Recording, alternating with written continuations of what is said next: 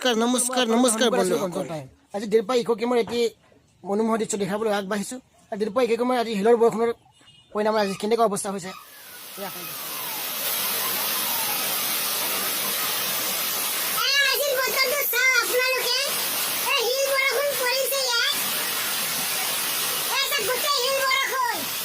ইয়াৰ লগতেই সমূহ অসমবাসী ৰাইজলৈ